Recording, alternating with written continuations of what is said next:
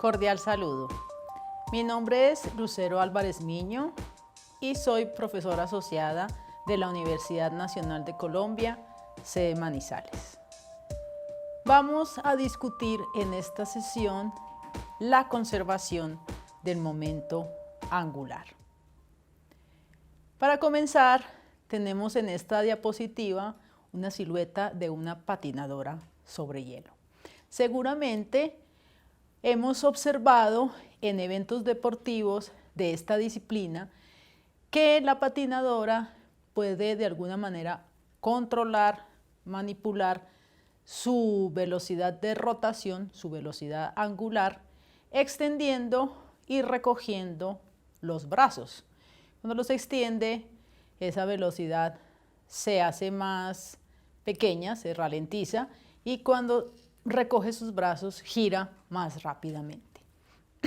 ¿Qué sabe la patinadora de física? ¿Por qué ocurre esto?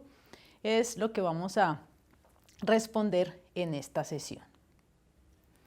Recordemos entonces lo que hemos venido tratando en las últimas sesiones, que tiene que ver con movimientos rotacionales. Asociado al movimiento rotacional, tenemos entonces un momento angular. Ese momento angular, como muestra esta diapositiva, está definido como el producto cruz R cruz P. Y de nuevo se muestra en la diapositiva una gráfica donde se presentan tres vectores. El vector R, el vector velocidad asociado con el vector P, momentum lineal, y el vector naranja, que es el vector L, el momento angular. También en una sesión anterior mostramos que la variación temporal del momento angular resulta ser igual al torque. Vamos entonces a empezar por aquí.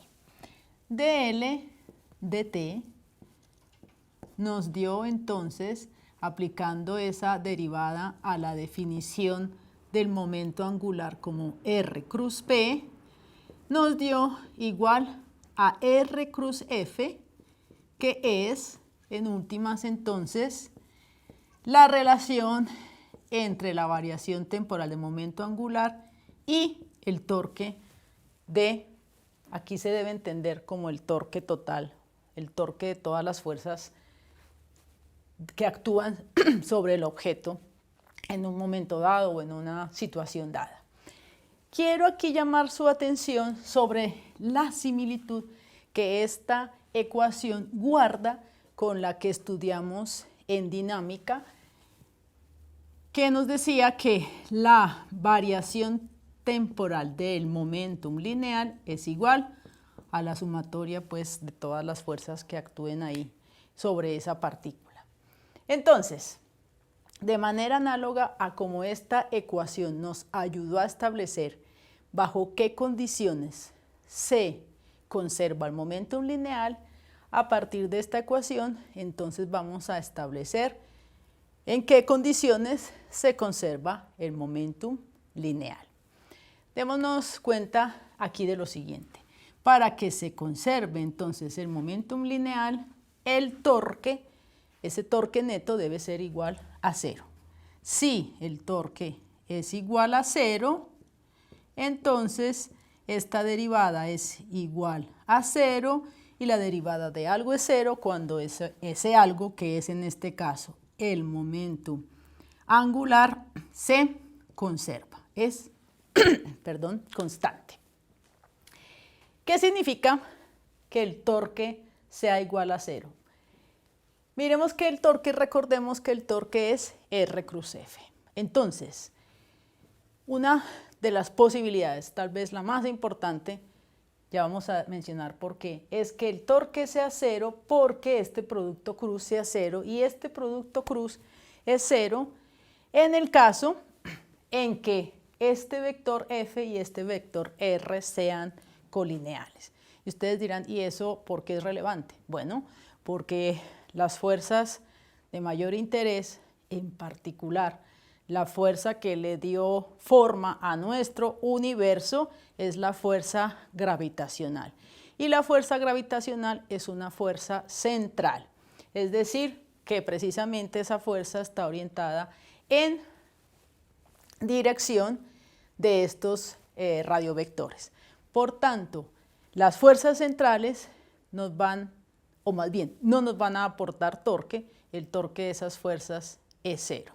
Y como el torque de la fuerza gravitacional es cero, el momento angular de, por ejemplo, un planeta rotando alrededor de otro, se va a conservar. Del planeta puede ser, hablando de nuestro sistema solar, por ejemplo, el momento angular de nuestra querida Tierra se conserva en su movimiento rotacional alrededor del Sol. Entonces, como afirman algunos, la conservación del momento angular es la que le ha dado forma a nuestro universo, dado que la fuerza gravitacional es una fuerza central.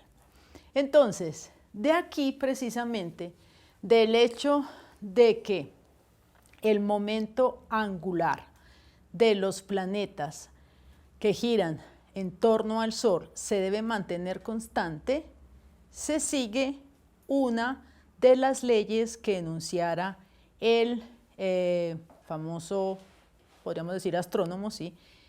Kepler, Johannes Kepler.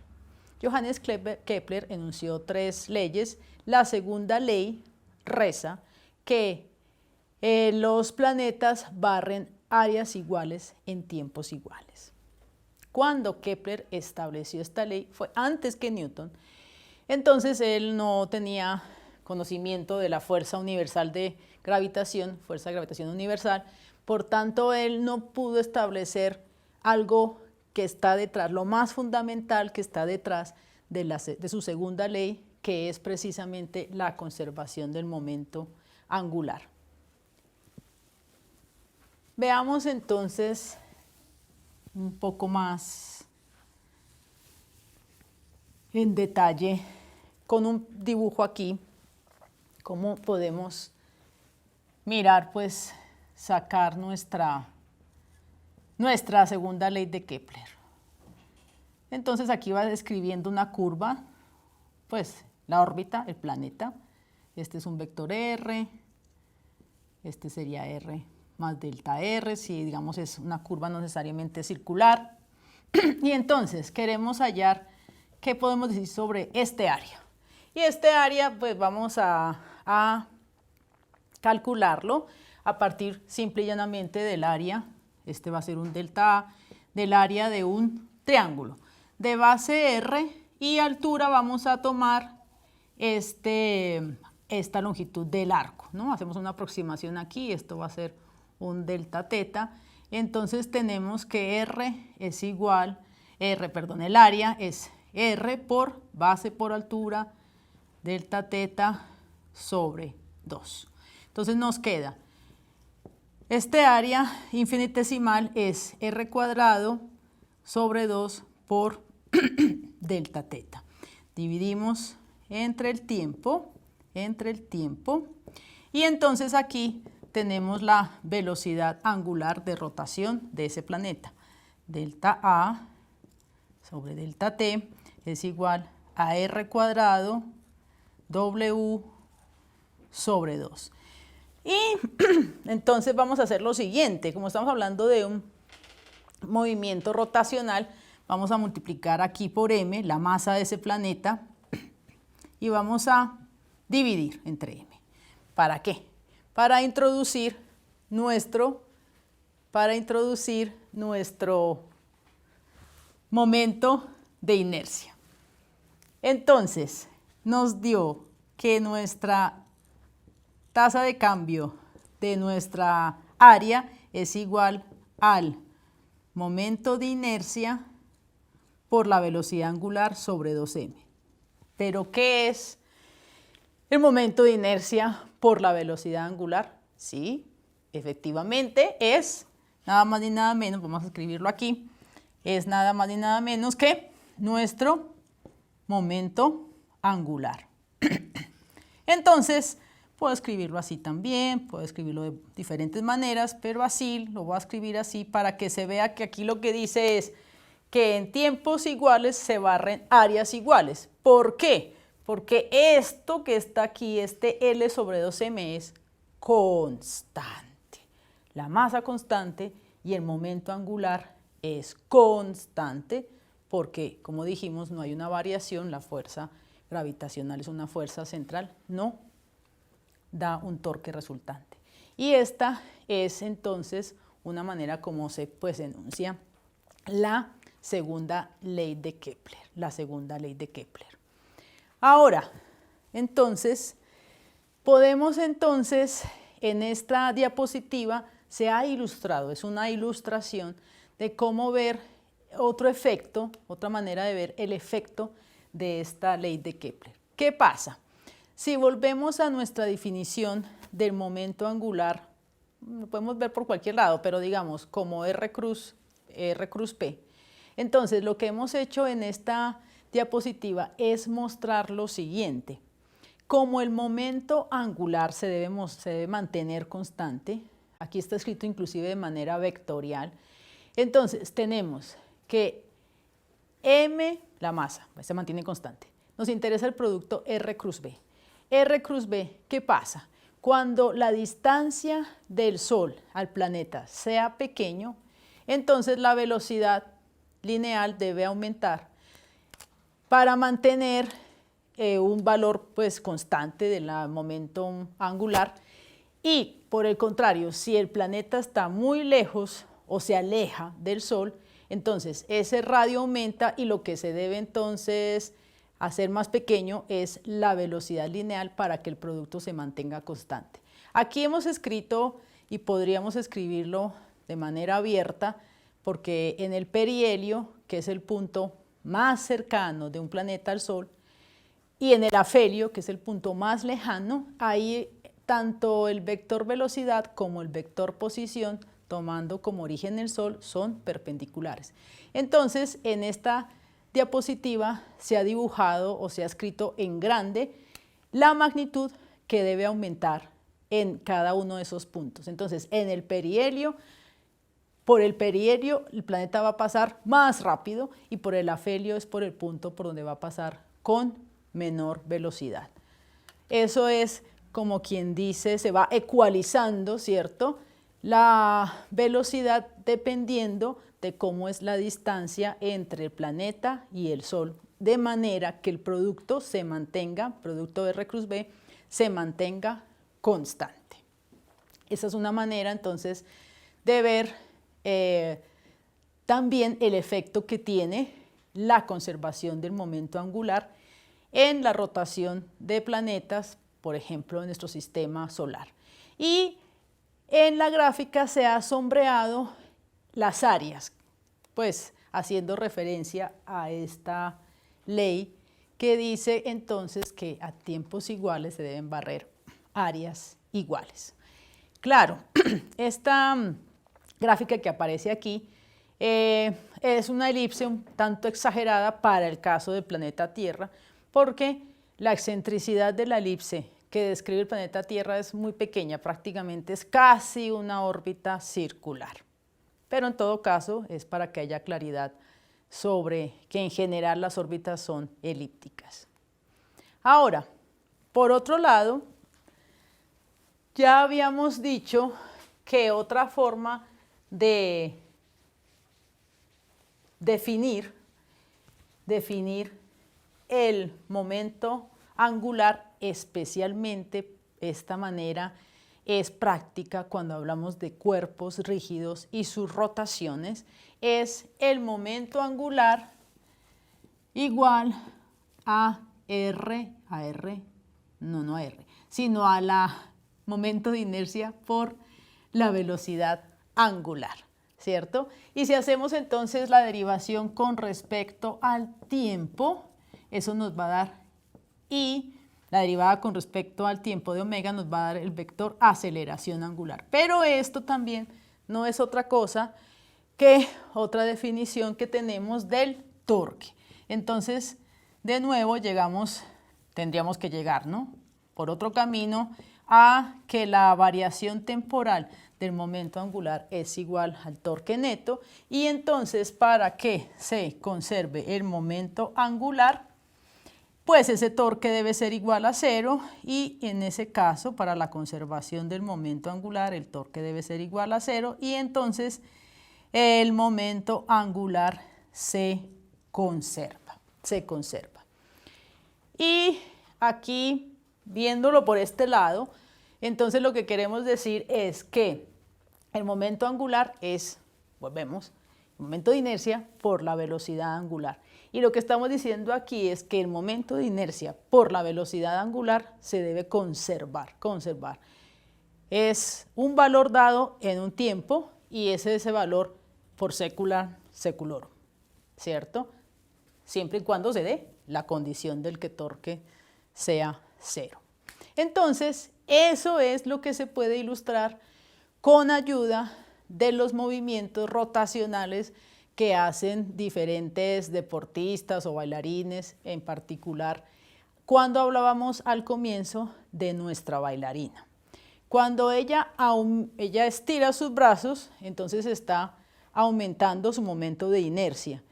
Si se debe mantener un valor constante del momento angular, quiere decir entonces que la velocidad angular cuando ella estira sus brazos se debe ralentizar, entonces debe disminuirse esa velocidad angular. Cuando ella recoge sus brazos, su momento de inercia disminuye. Recordemos que el momento de inercia aumenta en la medida en que la distancia es mayor al eje de rotación. Cuando ella recoge sus brazos, esa distancia disminuye, su momento de inercia disminuye, y entonces su velocidad angular debe aumentar, de manera tal que el producto se mantenga constante. Y es lo que hemos resumido aquí en esta diapositiva.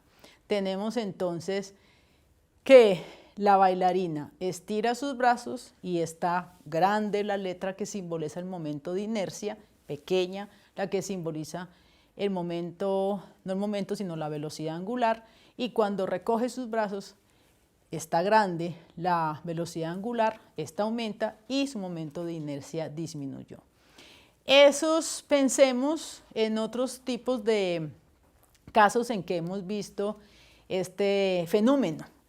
Seguramente que lo hemos visto en los clavadistas, cuando hacen sus giros mortales antes de entrar a la piscina, y seguramente en un programa de televisión muy popular en el cual el presentador con mucha frecuencia dice: este parkourista o este aprendiz de parkourista se dio contra el suelo porque no conoce la ley de conservación del momento angular y la manera correcta de manipular su momento de inercia, bien sea para que su velocidad angular se haga más grande o se haga más pequeña.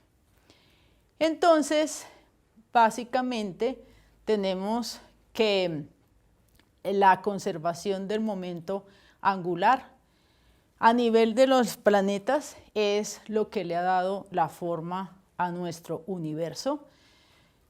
A nivel de práctica del deporte es muy utilizada cuando hacemos giros y rotaciones y etcétera, pero también tenemos que tomar en cuenta que estas leyes de conservación, como la ley de conservación del momento angular, como la que se habló en unas sesiones anteriores, la ley de conservación del momentum lineal y la ley de conservación de la energía, esas tres leyes de conservación son las piedras angulares de la física.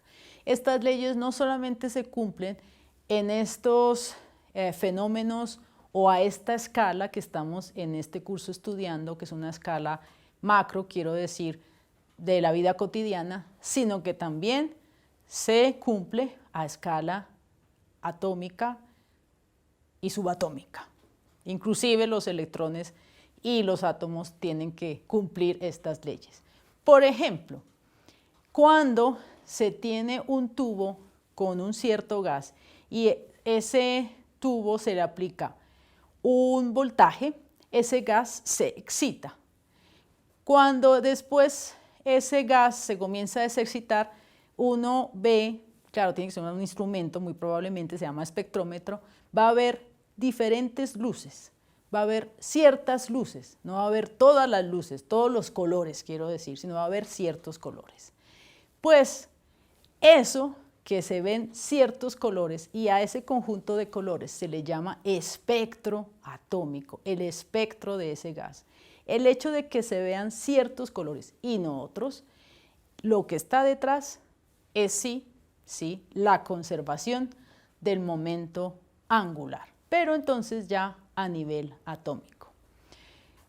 Redondeando esta idea, quiero decir que los físicos que a comienzos del siglo XX empezaron a investigar más y más el mundo subatómico, bueno, realmente lo habían hecho antes, desde Demócrito, pero digamos, se retomó en el siglo XX, entre ellos Niels Bohr, se inspiraron en estas leyes de conservación para emprender este viaje del conocimiento de lo subatómico, viaje que aún no ha terminado, pero son las leyes de conservación las que han permitido también encontrar nuevas partículas en el universo. Entonces, hemos aquí redondeado básicamente el curso y el tema en particular de la conservación del momento angular. Entonces, tenemos que la tasa de cambio del momento angular es igual al torque total que actúa sobre el sistema o, si estamos hablando de una sola partícula, sobre la partícula. Si ese torque es igual a 0, entonces el momento angular se conserva. Y con esto, entonces, vamos a animarlos a seguir profundizando sobre este tema, precisamente con unas animaciones que nos trae nuestro colega Manuel Clavijo sobre la segunda ley de Kepler y también la conservación del momento angular modelado para la bailarina. Muchas gracias. En esta animación investigaremos el principio de conservación del momento angular en un sistema muy específico, en el que se compara el momento de inercia que tiene el cuerpo de una bailarina cuando tiene los brazos extendidos y cuando los encoge. La conservación del momento angular, en este caso, nos indica que el producto momento de inercia por velocidad angular es una cantidad constante. Así pues, el incremento de una cantidad se ve compensado con la disminución de la otra. En esta vista de GeoGebra podemos observar a la derecha la silueta de una bailarina con los brazos extendidos girando en el sentido contrario de las manecillas del reloj.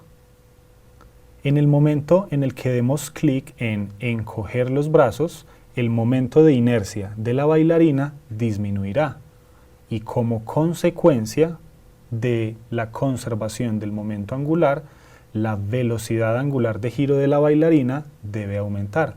Observemos. Al dar clic en encoger brazos, vemos que la bailarina gira más rápidamente sobre su eje. Y nuevamente, al dar clic en extender brazos, vemos que el giro disminuye en su velocidad. Lo que sucede es que el principio de conservación del momento angular obliga a que si el momento de inercia disminuye, lo que sucede cuando se encogen los brazos, como consecuencia deba aumentar la velocidad con la que gira la bailarina. Y asimismo, en este estado de movimiento actual, cuando damos clic en extender brazos, aumenta el momento de inercia de la bailarina y como consecuencia disminuirá la velocidad angular de giro. Hasta aquí la primera simulación. Tal vez recuerdes este applet que utilizamos para examinar las 3 leyes de movimiento planetario de Kepler. Ahora lo utilizaremos para examinar la incidencia del Ahora lo utilizaremos para examinar la incidencia del momento angular en el movimiento planetario. Podemos escoger cualquier conjunto de parámetros iniciales. Pondremos la órbita un poco mayor a una unidad astronómica. Escogemos la excentricidad de la órbita y comencemos con una rapidez baja en la animación. Como podemos observar, el movimiento planetario cumple las 3 leyes de movimiento de Kepler, y estas son que el movimiento del planeta se da en una órbita elíptica en donde el Sol se encuentra en uno de los focos. La segunda ley relaciona el área recorrida. La segunda ley nos dice que se barren áreas iguales en tiempos iguales. Cuando aumentamos el rastro, podemos verificar este hecho. Pero ahora tenemos la herramienta adicional de conocer el momento angular, que en este caso, como podemos ver, depende de la constante de gravitación universal, las masas del planeta y del Sol, la distancia promedio al Sol, que es la longitud del semieje mayor, y la excentricidad de la órbita. Recuerda que en esta sesión vimos cómo el principio de conservación de momento angular nos permitió demostrar esta segunda ley de Kepler, que para él era solo un hecho que podía verificar mediante la observación. En este caso, podemos decir que siempre que la fuerza decae con el cuadrado de la distancia, como lo es en la ley de gravitación universal formulada por Newton, podemos concluir que el tamaño de la órbita estará determinada por la energía del planeta. En otras palabras, eso nos determinaría la longitud del semieje mayor, o lo que es lo mismo, contiene la información de la distancia promedio a la que orbitará dicho planeta alrededor del Sol. Pero, regresando a la expresión de momento angular, vemos que una vez se fija la longitud del semieje mayor, es decir, una vez tenemos un valor concreto de energía, la forma de la órbita estará determinada por el momento angular. Así pues, puede darse el caso en el que tenemos dos planetas idénticos con el mismo valor de energía orbitando alrededor del Sol, pero con diferente momento angular, es decir, describirán diferentes órbitas. Hasta aquí la simulación.